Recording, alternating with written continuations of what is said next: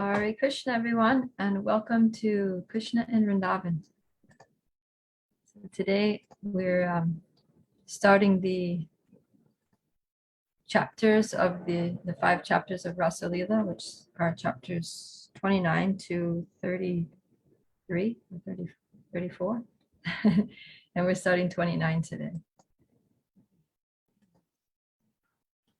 Krishna, Krishna, Krishna, Krishna, Krishna, Krishna, Krishna, hey. Krishna, Krishna, Krishna, Krishna, Krishna, Krishna, Krishna, hey. Krishna, Krishna, Krishna, Krishna, Krishna, Krishna, Rakshamam. Krishna, Krishna, Krishna, Krishna, Krishna, Krishna, Pahimam. Rama, Raghava, Rama, Raghava, Rama, Raghava, Rakshamam.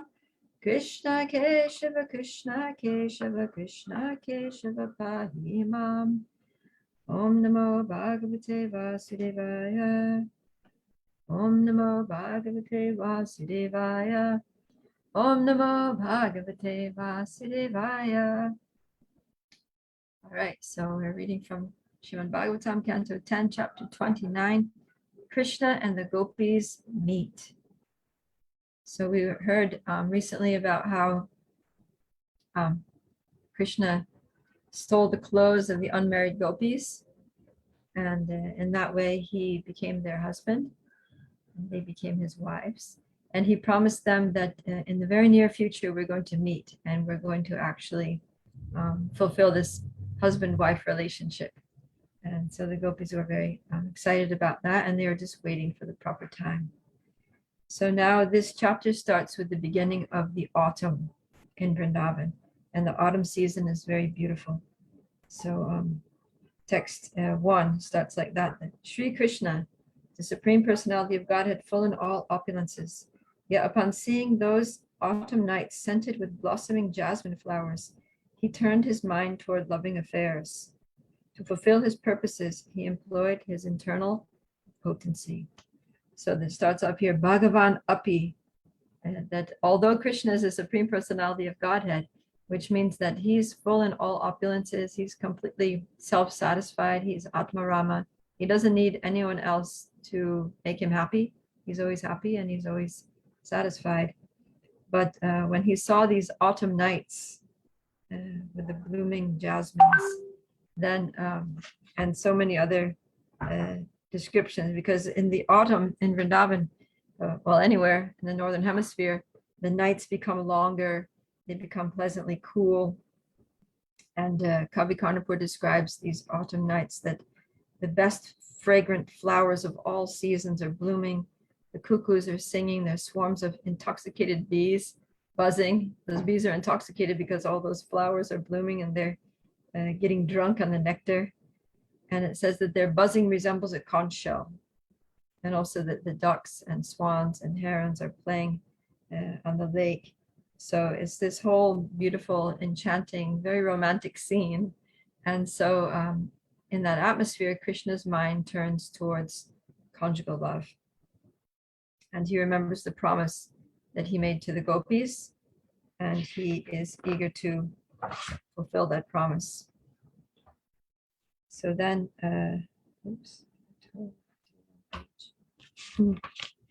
in text 2, Krishna is described as, well, the moon, it is talking about the moon. So it's the full moon night, and the moon rose. It says, anointing the face of the western horizon with the reddish hue of his comforting rays. And the word for moon here is Udu Raja. Udu means stars, and Raja means the king. So the moon is described as the king of stars. And this indicates that Krishna, who is like the moon, is going to gather amidst many glittering stars, who are the gopis. And then it says that this moon was like a beloved husband who returns after a long absence and adorns the face of his beloved wife with red kumkum. So the idea is that it's suggesting that Krishna is going to relieve the distress of the gopis by fulfilling their desires to be with him. So just like he's now, since he met with them, there's been a long period of separation, and like the husband being away from home. And now Krishna is going to come and return and dispel the pain of separation by engaging in conjugal pastimes with them. So it says here that the moon, yeah? Is somebody there? Oh, it says that the moon is, I'm being invaded. The moon is reddish. So when the moon rises in the autumn season, I've seen this in Vrindavan. Maybe you've seen it also in different parts of the world. The moon rises and it's reddish. It's like a saffron. It's like the color of a, brahmachari's dhoti. It's dark and saffronish, reddish. And then as it rises, it becomes more golden. And then when it's high in the sky, it's like white. So when Krishna saw this reddish moon first coming up, he thought of the beautiful face of Srimati Radharani. That's what it's saying here. It says that Krishna saw the unbroken disk of the full moon glowing with the red effulgence of newly applied vermilion, as if it were the face of the goddess of fortune. So he's seeing this and he's thinking of Srimati Radharani's face with vermilion, with kumkum on it. And he saw the Kumuda lotuses opening in response to the moon's presence, and the forest gently illumined by its rays. And thus he began to play on his flute, attracting the gopis. So, yeah, the idea of these when the Kumuda, these Kumuda lotuses opening in the moonlight, it's like Krishna's heart opening up and his desires awakening. So then he plays his flute. And when Krishna plays the flute, he has this, of course, mystical potency that only those who he wants to hear it can hear it. So we saw before, we had a whole class on the power of Krishna's flute and how everyone and everything, moving, non-moving entities, were all transformed by the sound of Krishna's flute. But this time Krishna has a specific target audience. And so the cows don't hear this flute playing. The Gopas don't hear this flute playing. Only the Gopis hear it. And they become enchanted thousands of times more than before because of the full moon and the warm autumn breezes and the aroma of the forest flowers in the air. So all of these things are just intermingling together, and they're affecting their senses and their minds and enlivening them. And they become completely oblivious to everything else.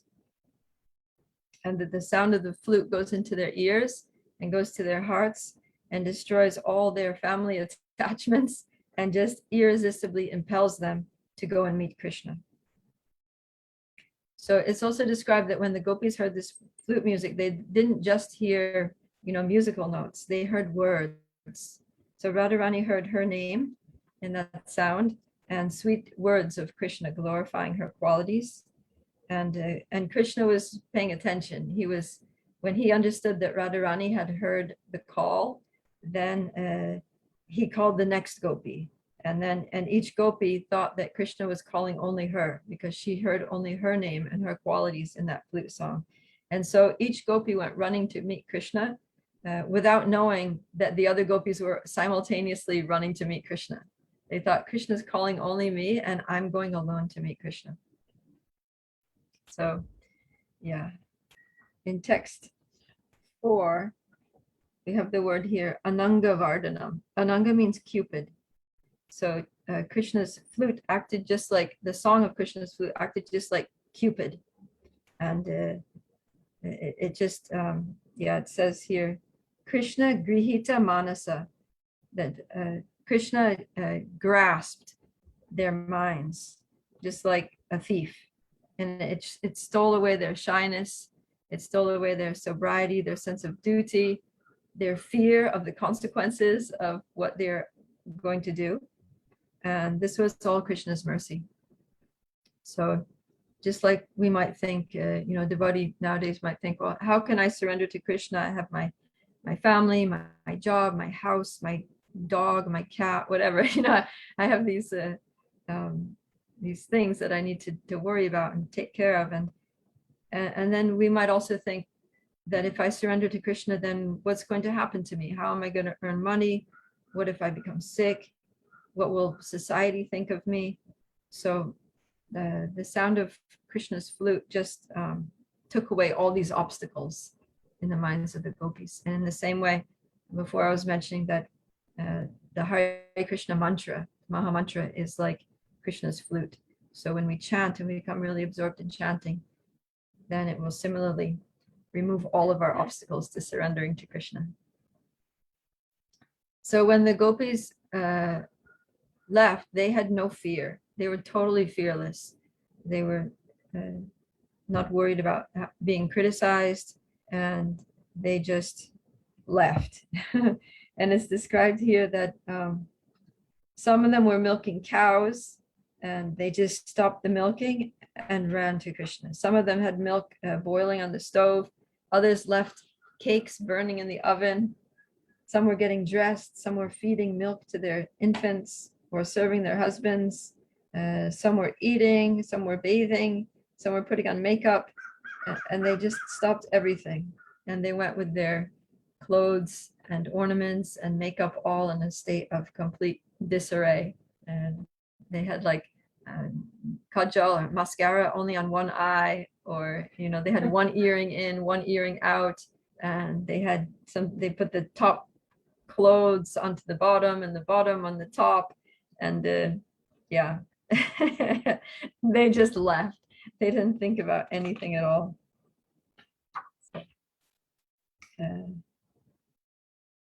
Yeah. So in text 5, this nice word here is used, samutsuka. So utsuka is like utsaha. We've been learning in the Nectar Devotion. Utsaha means enthusiasm, and sam means like sankirtan means complete or perfect. It has both of those meanings. So it means that every part of their being was totally enthusiastic, was totally enlivened to go see Krishna. So this is another thing that's instructive for us, that what Krishna is looking for in us too is how eager are we to see him. So we need to follow in the footsteps of the gopis by desiring only Krishna and intensely Krishna and giving up everything else for Krishna. And this eagerness, this lolyam, as Rupa Goswami describes it in Bhakti Rasamrita Sindhu, is the qualification. It's the qualification for realizing Krishna and reviving that eternal constitutional relationship with Krishna and going back to Godhead. So eagerness means determination. It means constant endeavor. It means fervent prayer and longing for that state. So when eagerness becomes intense, then it turns into anxiety. So the gopis, although they weren't fearful of, although the gopis weren't afraid of the consequences of, what was going to happen, but they were disturbed with anxiety over where is Krishna? When are we going to meet him? How are we going to meet him? And yeah. So that was their situation. And it said that some of their husbands, fathers, brothers, and other relatives tried to stop them. But it was hopeless because Krishna had already stolen their hearts. And as much as their male guardians were trying to restrain them and call them, they refused to go back. So it says in the purport to this verse, this is text 8, none of these relatives would have ordinarily allowed even the young girl's dead bodies to go alone into the forest at night. But Lord Krishna had already engaged his internal potency, and thus the entire romantic episode unfolded without interference. So he's making the point here that Yoga Maya helped. Krishna engaged his Yoga Maya to not enable the husbands and fathers and brothers to be able to stop them. It says that and how did the gopis find Krishna? That the flute was just carrying them along. They were just like, you can just imagine, they were just like being carried along the path of the flute music. And it says that they looked like prisoners who had been given a life sentence and were suddenly released, coming out of their family life. because life without Krishna is like a prison, and Krishna consciousness is freedom. Yes, Parthasarthi. How did the Yoga Maya force stop the husbands from stopping the gopis? It just kind of bewildered them, like they saw them going and well, we're going to get more into that later. Just hold that thought. So, okay, I'll answer that right now, actually. Yeah. Because you could also ask the question that why didn't the gopis' husbands chase them down? Why didn't they chase after them into the forest? Because they could have caught them. The cowherd men were very fit and fast, much faster than the gopis. So it's explained that what happened was that it looked like the gopis were going, right? I mean, the gopis were going, and then the husbands were trying to restrain them. But at that moment, Krishna orchestrated it using Yoga Maya, that the gopis expanded themselves into duplicate forms. So one form stayed home. So then the husbands felt like they caught one of the forms that was going, and that form stayed home, and the other form went. So yeah. And also Yoga Maya helped, because even the other form that went, that was like all dressed and made, everything in disarray, Yoga Maya made them to be properly dressed and decorated, so that everything was good, so that when they arrived to meet Krishna, they didn't look like a complete mess. So Yoga Maya is extremely helpful, the Nityasiddha devotee's best friend. But then it's described here in the next verse, text 10 to 11, that there were some gopis that couldn't go, that couldn't join. And those gopis, because there's different categories of gopis. So all the Nityasiddha gopis went, but there were some that were like, they're called the Rishi Chari gopis. They're the ones that when Lord Ramachandra walked through the forest of Dandakaranya, they were rishis. They were like male rishis, but they became attracted by the beauty of Lord Ramachandra. And I mean, it must have been kind of strange in that body, but they expressed their conjugal feelings towards him. And he said, they were kind of like, can we change into women and marry you? And Ram said, no, I took a vow, Ekapatni Vrata, I'm already married to Sita, and sorry, that's it. But you can take birth in Dwarpa Yuga and you can all marry me when I appear as Krishna.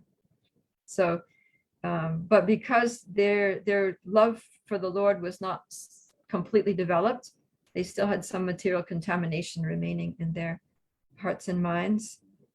So they couldn't go immediately. But what happened was this intense hankering, they actually got caught, but they could still hear Krishna's flute, and they, and that their hankering to be with Krishna and their transcendental distress at not being able to leave the home, really just the pain of that, burned up whatever contamination was left in their hearts. And so then they gained the qualification. And I mean, it was so bad for them that they literally just wanted to die. But then when they thought of Krishna, they thought, oh, we can't die because it would be inauspicious for, us young women to die on the night when Krishna begins his rasa dance. So, but yeah, that pain of separation destroyed all the inauspiciousness and burned up all their karma, pious and impious. And they meditated on the Lord within their hearts, and they embraced Krishna within their hearts. So it says there that they abandoned their material bodies, but it doesn't mean literally that they died. It just means that they gave up the material part of their bodies, because also the material part of the body was not really fit to be enjoyed by Krishna, because Krishna is spiritual, and also the material part of their body had been, enjoyed by their husbands. So that in their pure spiritual bodies, in meditation, they embraced Krishna. And yeah. So it's explained that some of them were purified so quickly that that spiritual form of their body, in their spiritual expansions, they could, actually the spiritual self they went and joined the rasa dance that night. Other ones, they couldn't participate that night, but they joined the next time when Krishna had the rasa dance. So in that way, Krishna created this situation to free them from the material contamination. Just like, in our lives, Krishna often arranges some intense situations, to purify us, to make us qualified to come closer to him. So that's what he did for these gopis.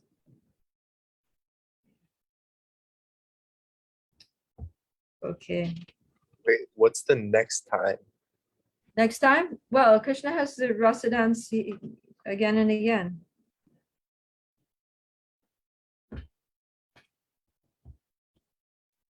It's a recurring pastime.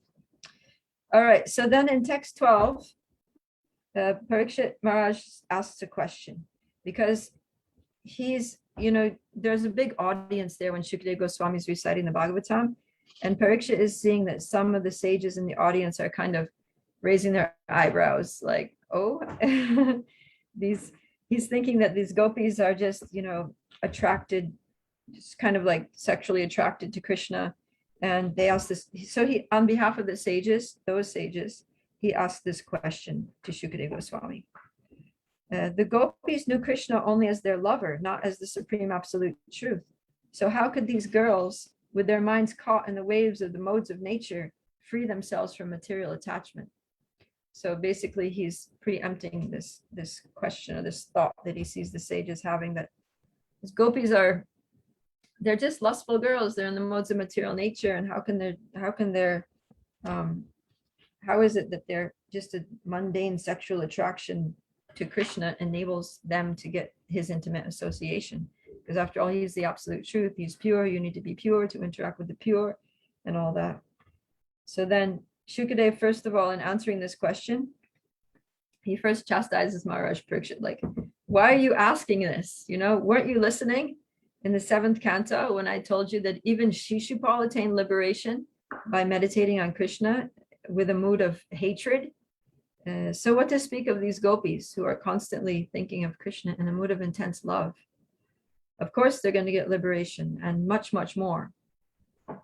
And then he also says that these gopis, to you, they look like ordinary girls, but actually they realize Krishna they've already realized Krishna as a supreme personality of Godhead in a previous life. So, because they practiced sadhana bhakti, and they were sages, like you in previous lives, and they realized all that. And but now it's just covered by Yoga Maya for the sake of their relationship. So yeah, they didn't attain Krishna because of lust. They attained Krishna because of their knowledge and their devotional qualifications. And then the lust, or apparent lust, is just something which is inspired by Yoga Maya for the pastimes. But then even if they were lustful, Shukadeva Goswami says here in text 15 that persons who constantly direct their lust, anger, fear, protective affection, feeling of impersonal oneness, or friendship towards Lord Hari are sure to become absorbed in thoughts of him. And by that absorption in thoughts of him, then they become purified. So, yeah. So like us in the conditioned state, we're trying to absorb our minds in thoughts of Krishna, right? As practicing devotees, that's what we're trying to do. We're trying to force our minds to think of Krishna by hearing about Krishna, by chanting Krishna's names, by serving Krishna. But our situation is that although we're trying to think of Krishna, even without knowing, our mind drifts to material things. But when we advance to the higher stages, like the asakti stage, after anartanavritti and after nishta comes asakti, which means attachment.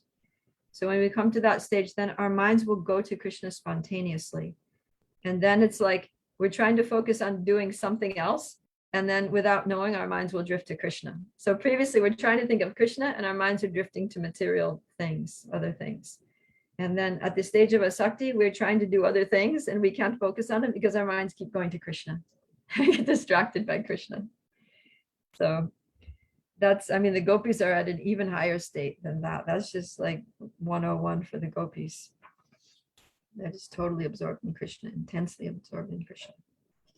How do you get to a Sakti? By just keeping going with sadhana bhakti, you pass through the stages, you're in bhajana kriya and you're already begun with anartana vritti. So you just keep going and you come to nishti, you become fixed, and then you keep going and you come to asakti. All right, we're never going to finish. Baba Bia, Yeah. can I ask one more? What's that? Yeah, go ahead. What mood should the sadhana bhakti be performed in, in the heart space, so to say?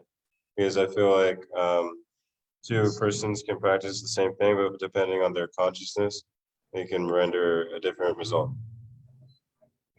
Yeah, I mean, we should try to, very purely and sincerely execute sadhana bhakti with a desire to please the devotees and please Krishna and come closer to Krishna, that by this service, let me become purified, become qualified, and please pull me closer to you. Please pull my mind to you.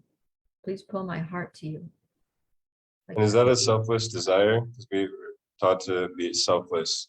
Sometimes that's doing self- something.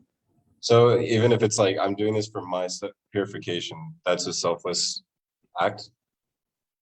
Yeah, because I mean, it's for the pleasure of Krishna. That's what Krishna wants us to do.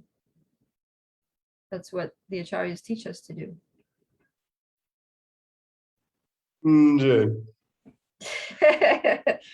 Okay, so then the gopis go to see Krishna and they get there to the forest, and there is Krishna standing in the moonlight, which is shimmering off his flowing yellow silk garments. And the gopis are just arriving there. Each one thought that they were the only one going to see Krishna, but they're all just like so many rivers flowing into the sea. Just like rivers coming from all directions, like a delta where there's all these branches just going, and they're all flowing to Krishna. And Krishna's seeing all this, and he's actually becoming ecstatic, seeing the gopis approaching him. His limbs are like trembling with emotion. And he's standing by the Yamuna in a very pleasant grove filled with fragrant flowers. And that area is also decorated with so many sparkling gems that are glowing in the moonlight. And so the gopis are standing around Krishna like golden vines around a black tamal tree. And Krishna is glancing from one gopi to another like a bee, which goes from one flower to another. And finally, the bee settles on the best flower, the lotus. And similarly, Krishna's glance stops at Srimati Radharani. And Radha and Krishna's eyes just kind of lock for a moment, and they sort of just freeze there in absorption on each other. But Krishna, just to increase the gopis' longing for him, he pretends to be indifferent. So this is really bewildering to the gopis. Krishna says, "Oh, most fortunate ladies, welcome. What may I do to please you? Is everything well in Vraj? Please tell me the reason for your coming here." Like as if he didn't know. So the gopis are like, and then he says, "This night is quite frightening, and frightening creatures are lurking about. Return to Vraj, slender-waisted girls. This is not a proper place for women." He says, "Not finding you at home, your mothers, fathers, sons, brothers, and husbands are certainly searching for you. Don't cause anxiety for your family members. Now you've seen this Vrindavan forest full of flowers and resplendent with the light of the full moon. You've seen the beauty of the trees and their leaves trembling in the gentle breeze coming from the Yamuna. So now go back to the cowherd village. Don't delay. O chaste ladies, go serve your husbands and give milk to your crying babies and the calves." So Krishna, you see here, he's describing the beauty of the Vrindavan forest. And what he's doing is he's speaking words with double meanings. There's so many ways that we don't have time to go into all the details, but there's so many ways that the acharyas have interpreted the double meanings here of Krishna's words. So, for example, like when he's describing Vrindavan, his intention, he externally, he's saying, oh, you wanted to see the Vrindavan forest on the full moon night? Now you've already seen it, see all the beauty. Now just go home. Now it's done. Your tourism is over. So, but what he really wants to do is he's drawing their attention to the beauty of Vrindavan and the scenery and how romantic it is. He's specifically saying, look, you know, the flowers are resplendent in the light of the full moon, and the gentle breeze is coming from the Yamuna. So he's attracting their attention to all these particularly very like romantic features, because he's trying to also get them in, I mean, as if they weren't already, but he's trying to enhance their affectionate conjugal mood so that the pastimes can take place. So he's externally saying one thing, but he's internally intending another thing, and his words are having that other effect. But we have to stop now because it's 5:30. And it's okay, we'll continue tomorrow. Tomorrow will be Saturday. We can have a little bit of a longer class because time is not so tight. So Srimad Bhagavatam ki jai, Srila Prabhupada ki jai, and we'll have nectar of instruction down in the temple room. I'll come right down in a second.